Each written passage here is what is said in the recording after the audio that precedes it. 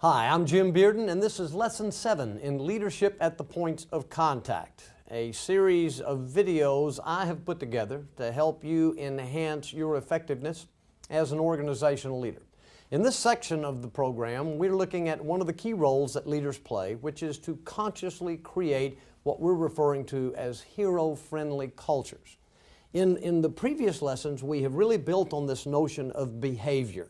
And we began by saying that the real culture, as opposed to the professed culture, the real culture in any organization is nothing more than a composite of the behavior of the people working in that organization. If you want to know what the culture is, pay attention to the behavior of the people working there. We also said that culture is what gets noticed, honored, and confronted by whom?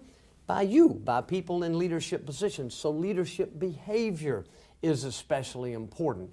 Over the last few lessons, we've looked at specific steps that leaders take, behavior for leaders to create a hero-friendly culture.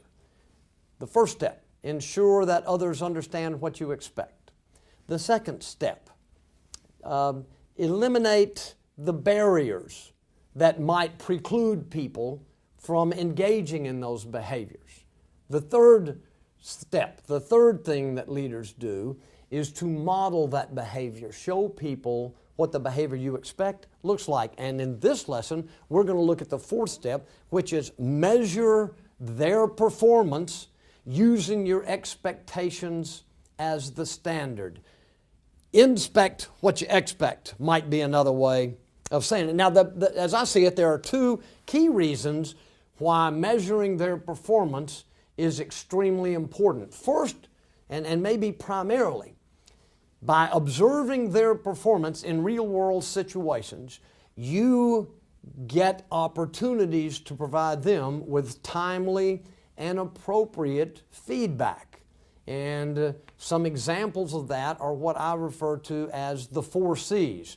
You have an opportunity to celebrate.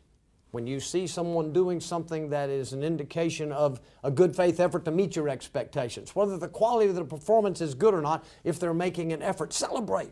And certainly if the performance, as the performance begins to improve, use every opportunity you have to celebrate their commitment, their willingness to make a good faith effort to meet your expectations. Number 2, the second C, observing their performance gives you an opportunity to console. And I mean that literally. When your employees are committed to meeting your expectations, there will be some grieving on their part when they fall short of the mark. Do you understand that, right? That this grieving is an indication of their commitment.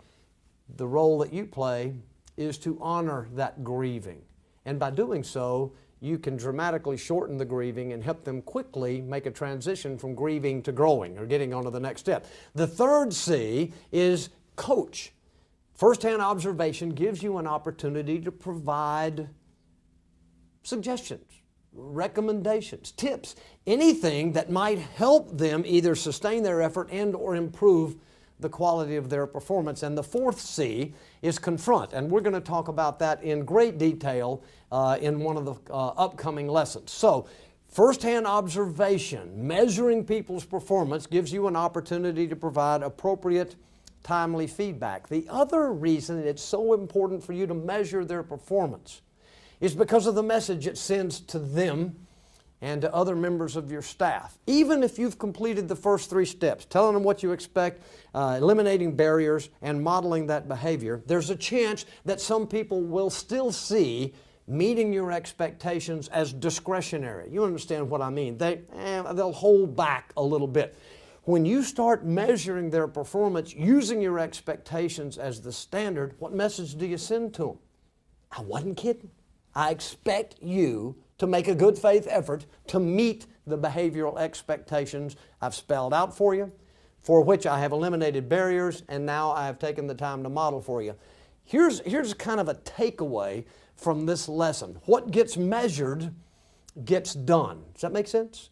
What gets measured gets done. The corollary would be equally true. What doesn't get measured probably won't get done.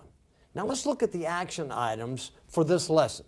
and they're important ones. There are three of them. First, I want you to review the situations in which employee behavior is especially important to your organization's success and the behavior you expect from your employees in those situations. And these would be action items that you had in previous lessons. 2, I want you to pick one of those situations, and I want you to schedule a time to observe employees' performance, to measure their behavior using the behavior you expect as the standard. And then finally, number 3, based on your observations, I want you to provide your employees with appropriate feedback, celebrate, console, or coach. Hold off on the confrontation. We'll cover that in an upcoming lesson. Remember, completing the action items is the key to getting maximum value from this program. So really, I encourage you to do so.